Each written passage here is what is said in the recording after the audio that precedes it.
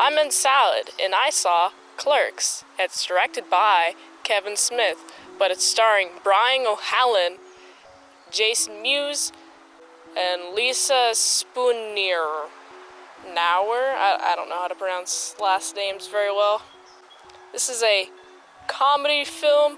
It was only had a budget of $27,575, but it made $3 million. That is an incredible turnaround. Kevin Smith could only film this at night at the job that he worked, so he was doing this filming for 21 straight days and didn't get much sleep, and I applaud him for that. That's a lot of dedication to your craft. In the beginning, the gates close, it's jammed with gum.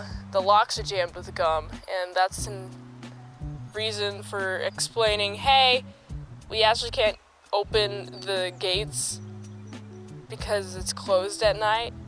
And let's put this plot reasoning in the actual script, and that's pretty great.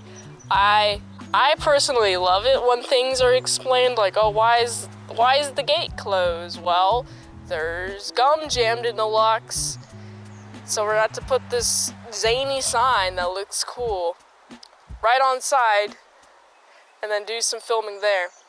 So we're following Dante, who hates his job.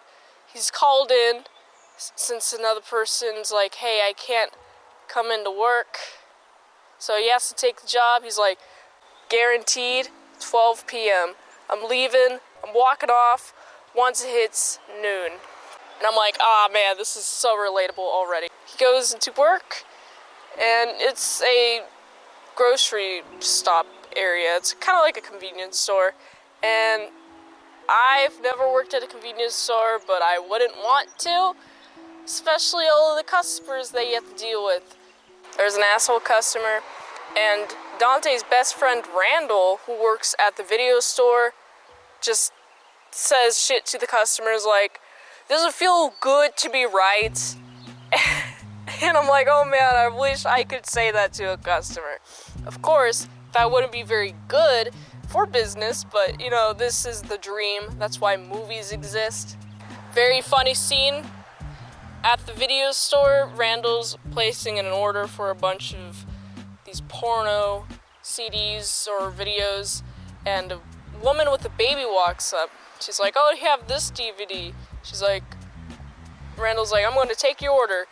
And then he lists off a bunch of porn CDs, and it's funny, ridiculous names. And the lady's just standing there with the baby, and it's just going back and forth. I'm like, yes. Great. I hope that baby didn't pick up any of those names or whatever, because that would not be good for the baby. So, Dante's a little bit of a bitch baby pussy when his boss calls, and the boss is like, hey, I'm actually going to Vermont and stay in vacation in one of my 3 million homes, all of my homes up in there.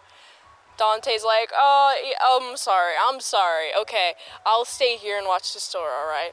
And it's like, bro, you said to him that you would walk out if anyone wasn't there by noon.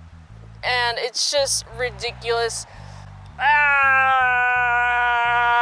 worked in so many customer service jobs with shitty bosses like this. I can heavily relate. They call you and be like, oh, do you want to work on your day off? And it's like, no, fuck you, bitch. But, like, you kind of feel obligated. I mean, he's the only person there, so there's a reason why he feels the need to stay there, but he doesn't want to stay there. And he has this hockey match that he has to have come to him because he had it planned during the time which he wasn't supposed to work, but now he is working. And they play hockey for 12 minutes on the roof until this customer is like, hey, I'm gonna battle you hockey style, alright? And they proceed to battle hockey style, but it doesn't last very long because the customer just chucks the puck off of the roof. And it's like, go do your job. I'm here for you to give me food and such. Convenient food. And now Dante's all pissed. He's like, I only got to do hockey for 12 minutes. Another thing that pisses him off, you got his current girlfriend who's cheated on him 8.5 times. The halftime is that apparently his girlfriend accidentally fucked him when she meant to fuck someone else. And it's just like, wow. Okay, Dante, you're still a pussy. Please get a backbone and stand up for yourself. Stop being in this dumb, shitty job. Anyway, so you got the girlfriend. She's talking about her sex life. She says that she had sex with 3 people, and Randall had sex with 12 people, and she's about to go on a tirade, but she does mention that she sucked 37 dicks and snowballed with at least one of them.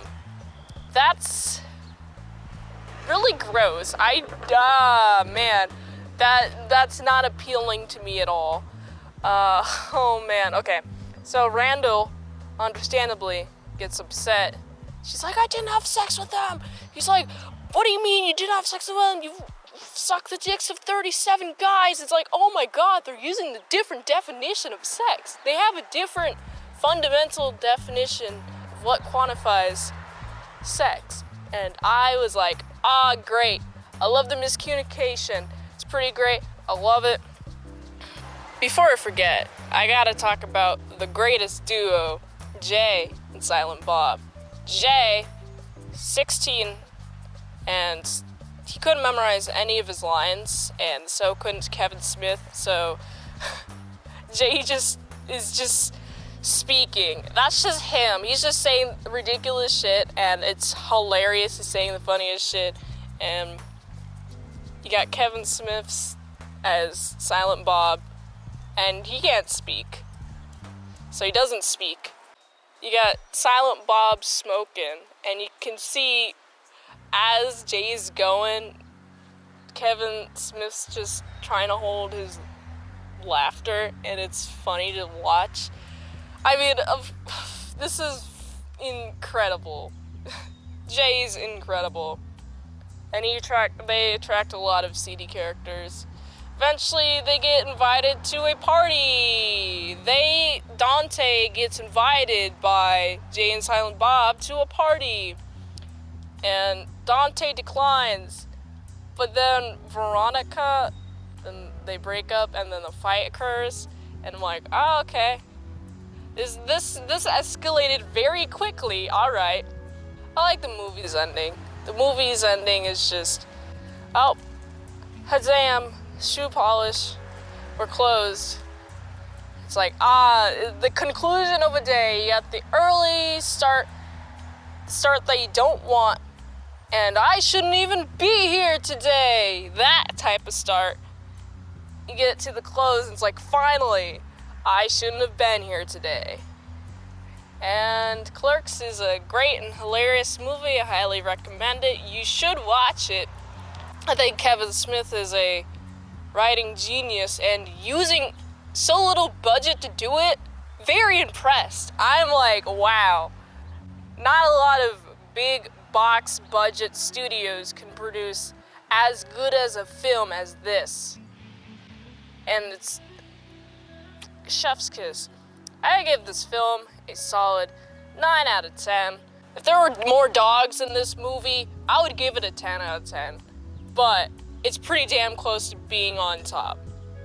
If you liked this review, I have some daily vlog content plus some outtakes of the mint salad sauce right on Patreon for $3 a month. You should go check it out at patreon.com/ASEPresents.